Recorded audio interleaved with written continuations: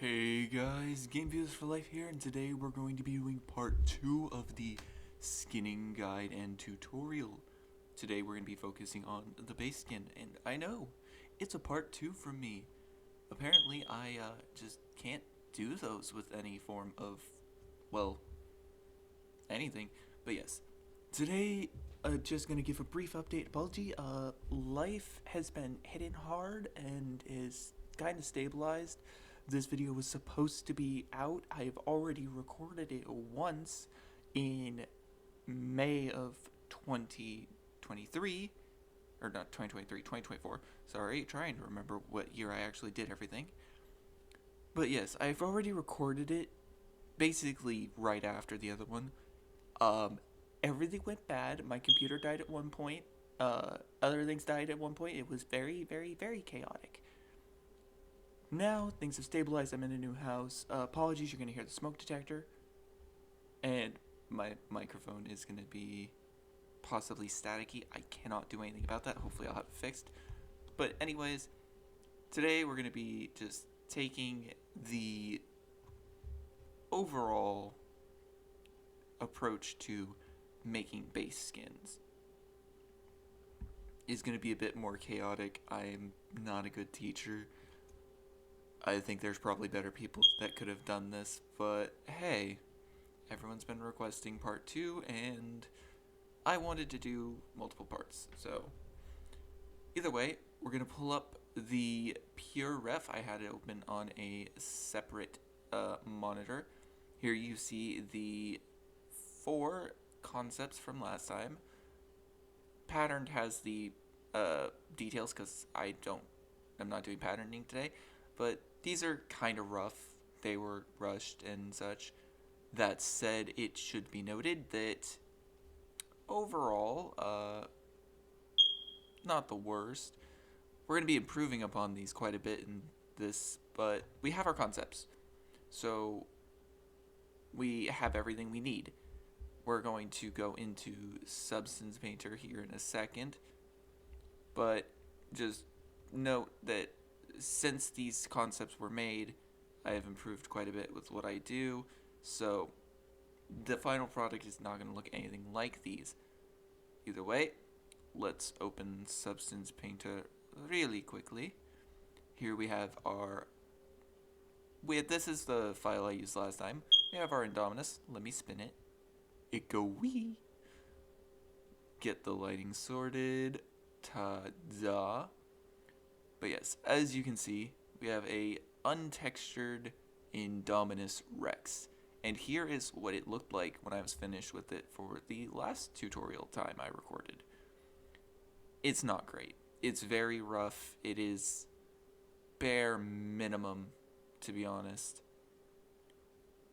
But I've brought it up here so you can see it without any of my fancy scales or dirt mask that I like to apply. And yeah, here you go. It's not great. We're going to be improving upon it quite a bit in this wave of tutorials. You're about to hear a weird noise because I'm about to move my chair. This is an old desert Indominus that I did a concept of in Procreate a couple years back and decided to do. But yes, here we have our Indominus. Now, we're going to start off with a basic fill layer. I used to do this where this layer was the underside color, and then the top layer that I colored in was the main body color. I have since reversed this because, let's be honest, this is a kind of stupid way to do it for me. If it works for you, it works for you. I'm not judging. Just for me, it was really stupid doing it like this because I've just spent massive amounts of time coloring in something that was just going to be a giant block anyways, so it works. You can do it like this. I just personally prefer to do it with the big fill layer being the main body color that shows up the most. And then I would fill in the stomach. For the underside, there's a few different things you can do. So I believe my dumbass should start coloring it in shortly. Yeah, but this gives you more control doing it, where you're using the light underside color is what you're doing, because if not, you would have to do the inverse and it's more work. But yes, here we have Indominus, really basic, and we're gonna remake it, but we're gonna clean it up some as well. So we've gotten rid of that layer. Now we're going to bring in our new layer. We're just gonna work slowly on the underside, speeding up a little. It's really just a simple process for what we're doing right now is just coloring along the tail, getting that nice counter shading in, getting it sorted. Thank you, smoke detector. Now, we're going to do more detailing. We're going to do significantly more detailing. But it's nice to get large blocks in for the shape. Bring it down the leg real quick. It's nice to get large blocks of color in, because if you get large blocks of color in, you can then go through and cut it out. Or, there's the obligatory yawn. Or, you can add to it. But it's, in my opinion, better to do it large blocks, working your way to finer details. Gonna bring it up to the face. The face design of this skin has undergone a few different variations. The final version is one I'm happy with, but we're just currently following the concept. We're gonna change it up quite a bit by the end. Follow the concept. And overall, we're trying to use a cloudy, sort of rough brush on low flow for the base skin, for the big, blocky details. That way, it is easier to manipulate the texture to do what we want. There is a lot of things you can do with the underside so that it's not just the block, such as adding these little spots that go up the side of the creature and then fading them out. This is something I do quite often nowadays when I'm doing sketches or doing textures.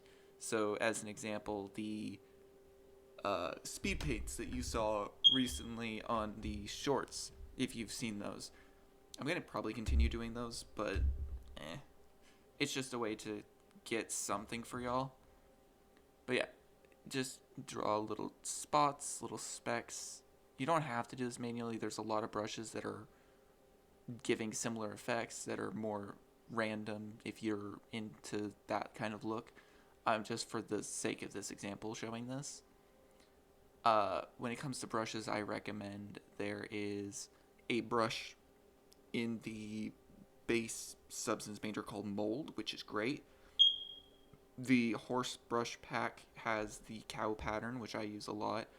Charcoal Natural, and I use a lot of Kyle's set. It is imperative that if you're going to do these textures, you find a brush that works best for you. Because it's not one size fits all. Mess with flow, mess with anything you want to. Just find what works best for you. Here we have our skin's taking shape though. Here you can see it without any scales, without anything really.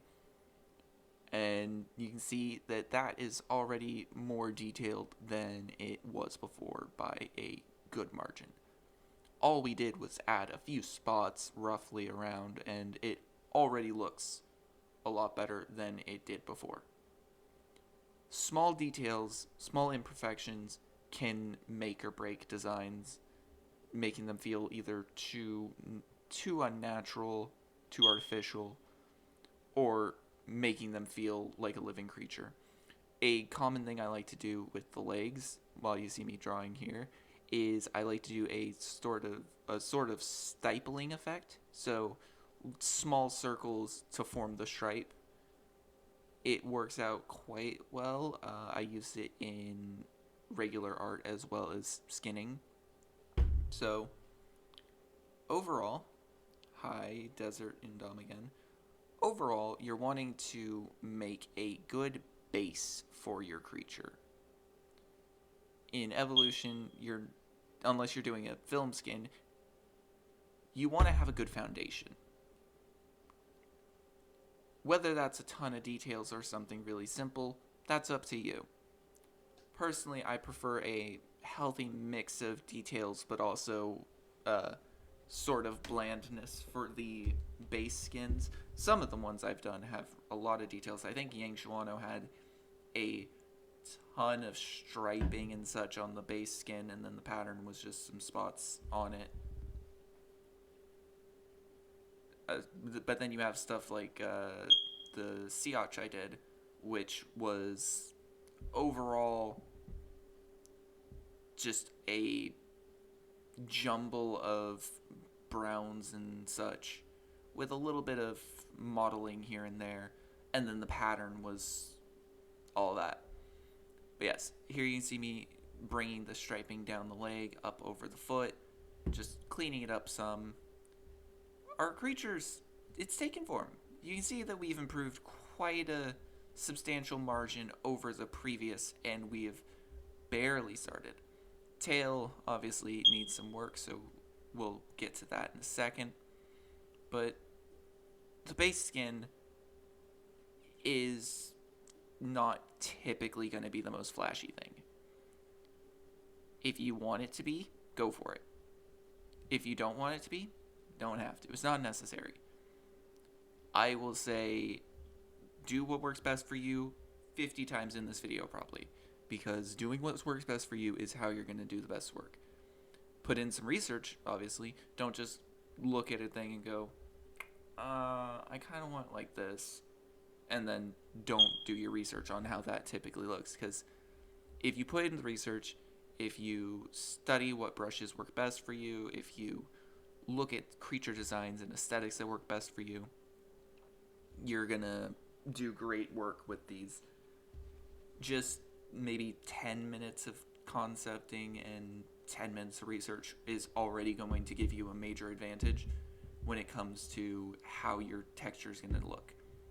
It doesn't matter if you're the greatest when it comes to making patterns or coloring or anything like that.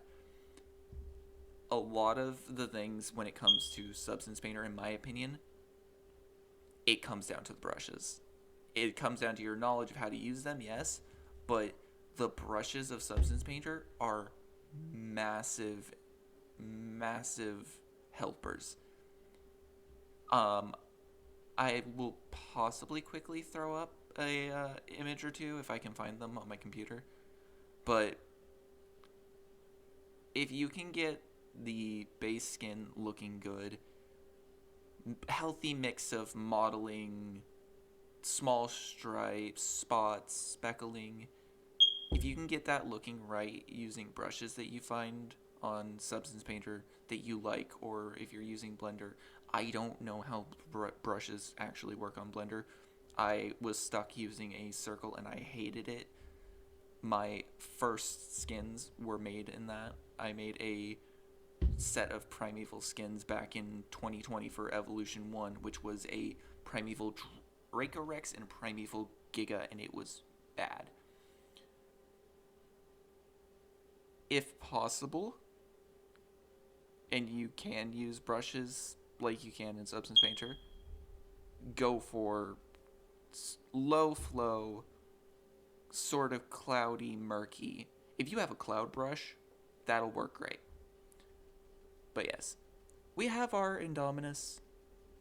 Is really not the most not expressive, most detailed, over the top Indominus skin.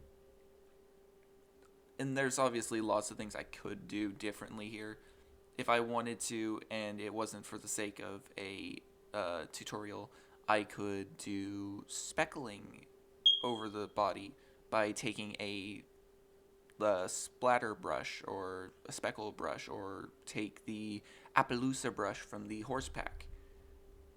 If I were to do that, I could add small speckles over the body. That's not going to make or break the design, in my opinion, but it could add an extra little level of detail.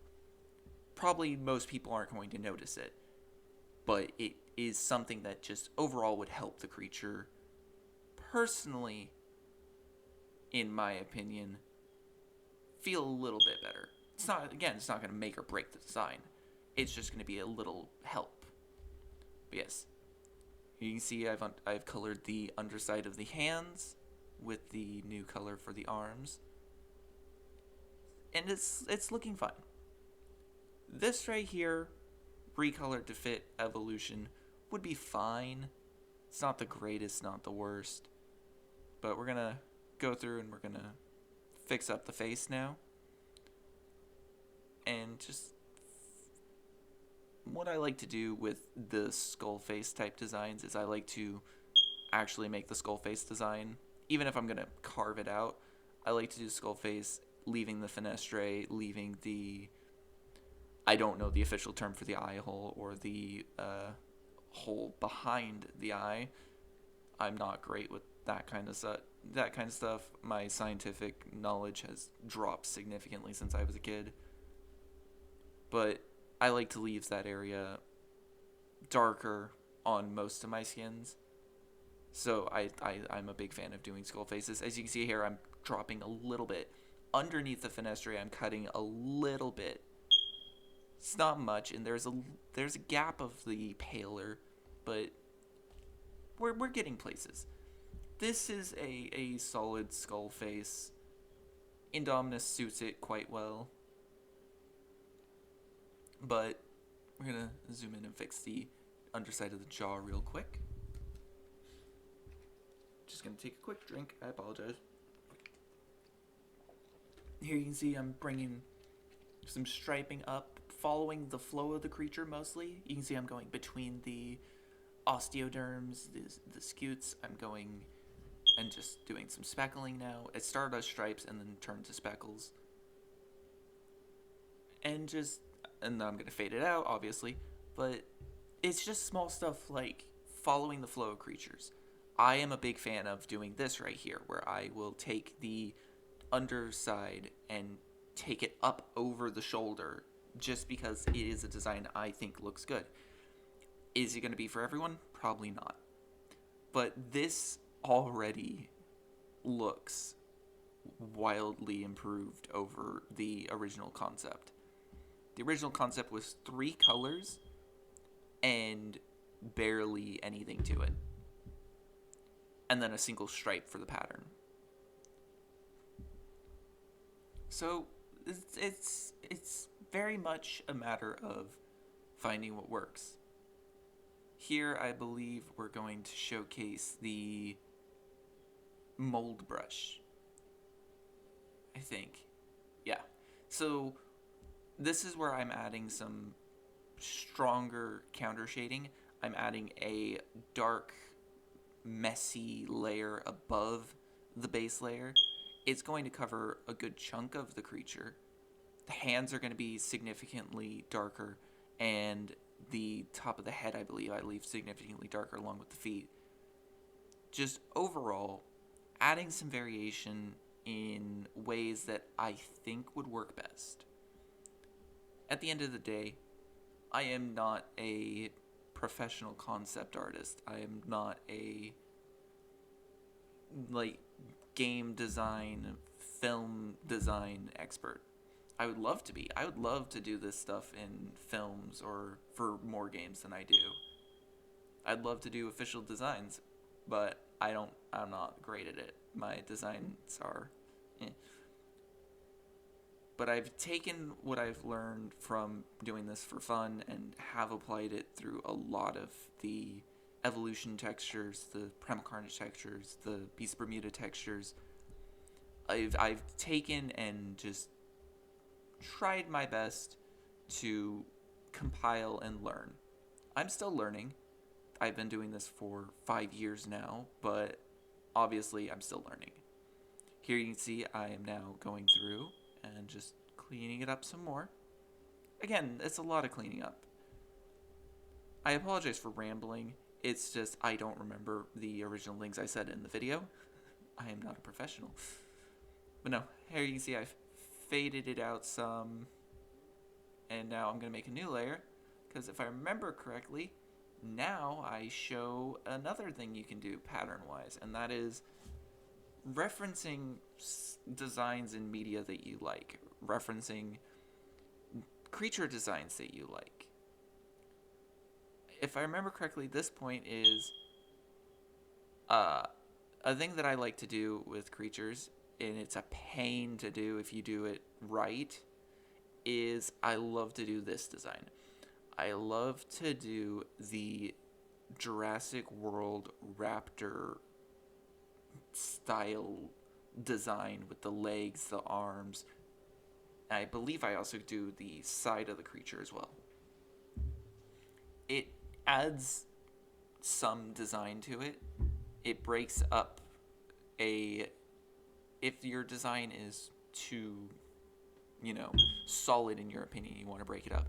Doing something like this and then dropping the opacity, changing the color to fit better, it's going to be super subtle, but it is going to be it can be a game changer in my opinion. There's been designs I've done that I did not like, and then I did something like this, and it just made it feel right. Here you can see I'm doing the arms. The arms are very rushed on this one, admittedly.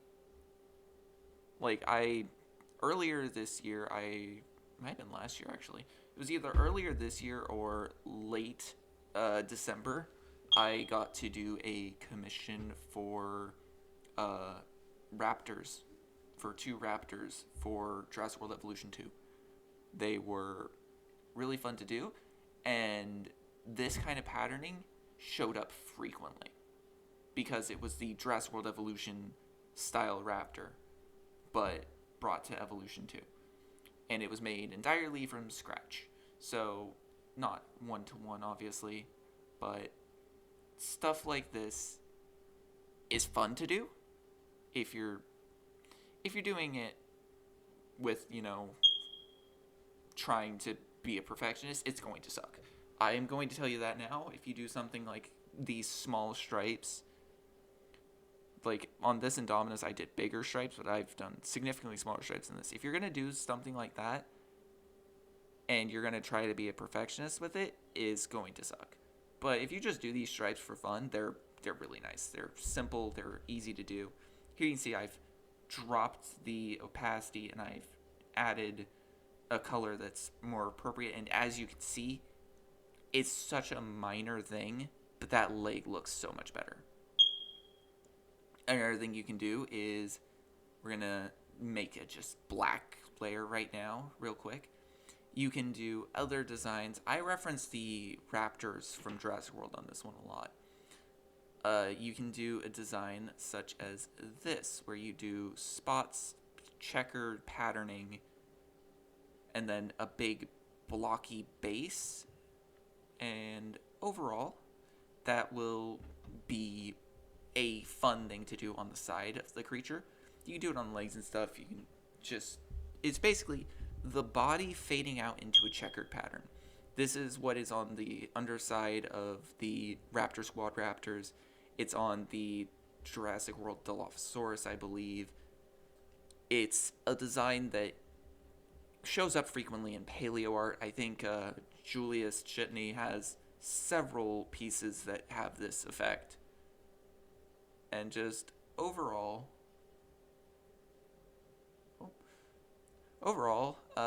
sorry, that was in the video. That's what it was. That was in the audio recording for the actual video. But no, overall, sorry, I sound like a crazy person, but I just had a Badoop in my ear, and it confused me. Overall, though, as you can see, we're cutting it out now. Just going through quickly. I'm trying to do it as quickly as I can. This video was supposed to be a mostly okay process, but it took 30 minutes, and that was before I remembered I forgot to talk about some stuff. But here you can see we've taken that design, we faded it out, and it looks out of place, but then we lower the opacity some, color mixing it, blending it in, and it looks so much better. This right here is a skin that I'd be happy with. But we're still not done. Because now, if we, I believe, make a new layer, we're going to talk briefly about how you can use, oh, nope, I was fading out more. If you can use the texture, the base texturing itself for the base skin, to add details that are already part of like the ambient occlusion or whatnot that will make the creature feel just a little bit more alive. So, for example, we're going to have the nostrils. I've learned this one from, I don't remember where I learned it. It was a thing I learned a while ago though. It can help to make the nostrils look like, if you take white layer, you can put it to overlay, I think is better. It makes it feel a bit more wet. And then a thing that I really like to do is for aquatic creatures. And that's, I will take, and I do it poorly here, but there's a couple of aquatic creatures I've done it for that didn't release for Evolution 2 that you can, to simulate environmental damage, so to speak, or effects, for aquatic creatures you can fade it out like this and make it more scratchy, and it looks like they bumped their face against the wall, which would be to be expected for some of the pelagic species in this game. Overall, not my best execution on this one, but you win some, you lose some.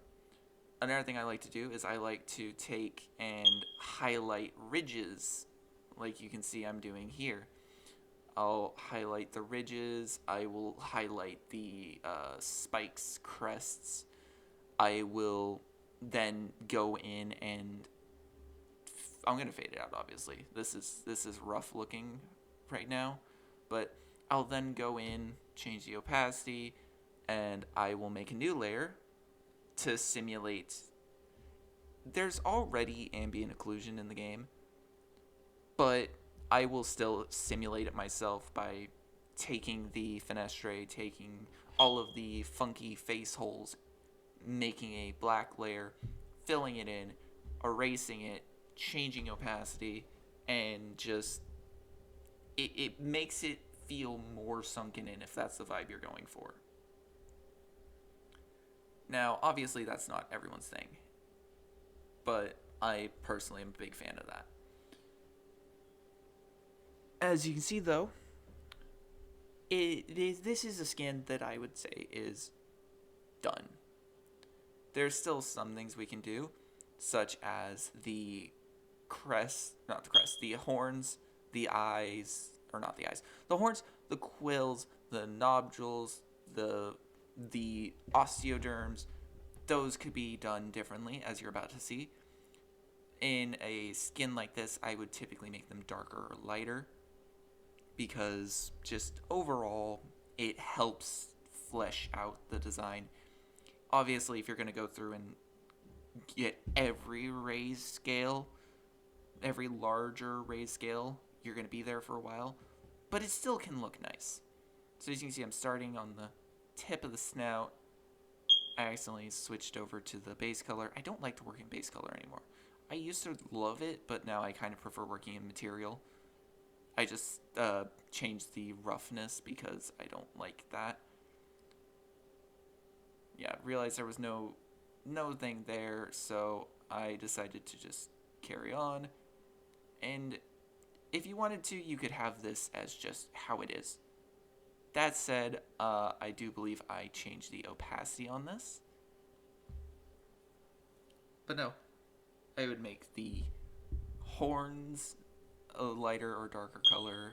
I would make the osteoderms darker or lighter color. It just gives a little bit of variety and makes them pop a little bit more.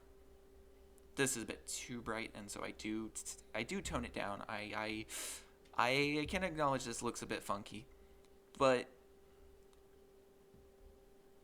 you can see we have our design. Now, I do want to note, obviously, these colors are not colors that would be chosen. Typically, if you're doing evolution skins, you're going to want browns, oranges, tans, yellowish, reds, typically for the base skins, just because of how the color customization works. But like right there, I drop it, but even that right there was fine. This skin is a significant improvement over what we started with. And I'm gonna do some layer shenanigans. If I remember correctly, I bring it back down. Or maybe I show... Yeah, I bring it back down. This is a bit too much because I have multiple curvature layers. But here we go. This is a nice Indominus. I would use this Indominus.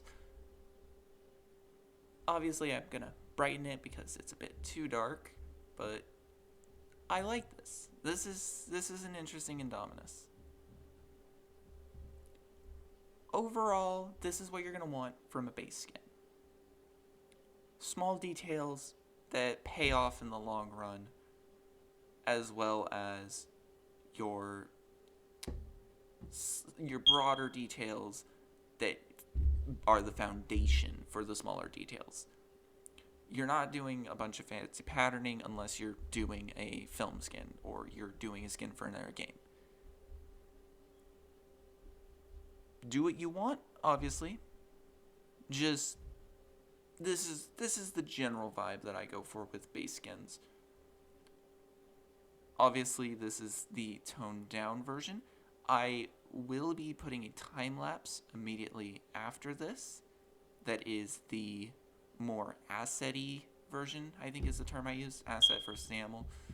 The asset skin got a major tweak from the version that I had in the concept. The concept was, again, 2 colors. And the final version is not 2 colors. Well, it still is only a couple colors, but still. But yes, overall, I hope that you have understood what I'm talking about so far. I'm not a teacher. I am just a dude. But yes, I'm going to leave you with this copyright-free music from YouTube. Shout out to the YouTube music library, because the song that I'm going to use was the one I used in the YouTube shorts I uploaded recently, or the most recent one. But yes, overall, this is our Indominus. I hope you enjoy it, and I will see you all momentarily.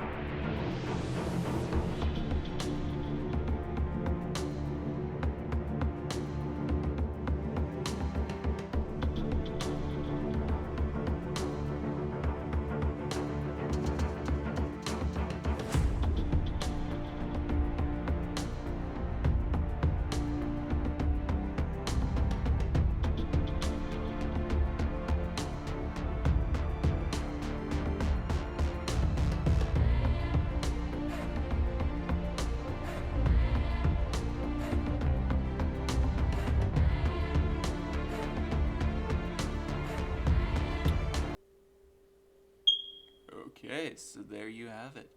That is the creation of this base skin.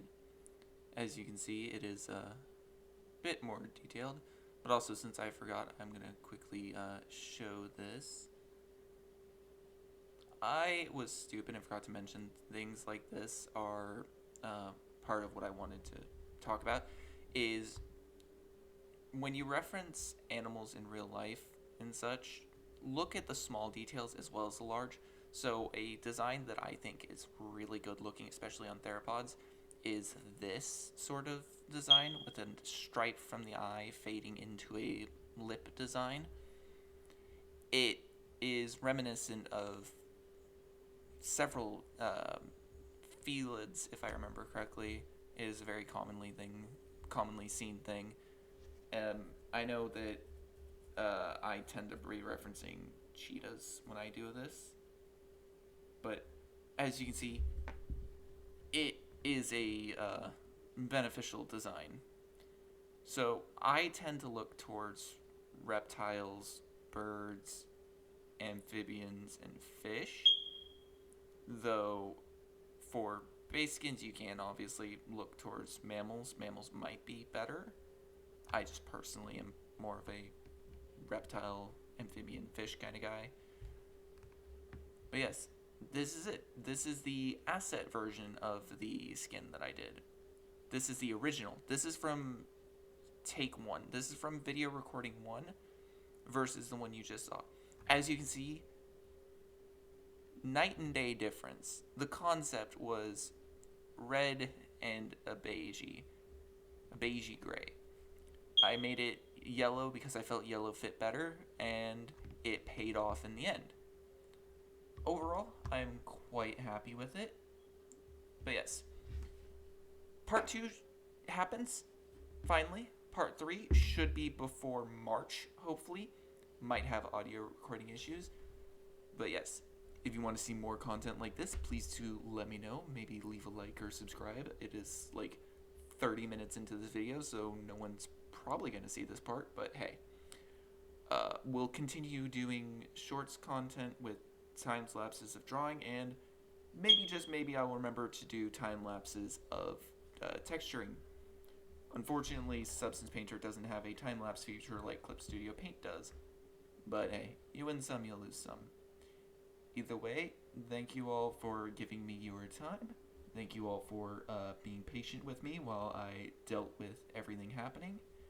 And I hope to see you all in the next video. Adios, y'all.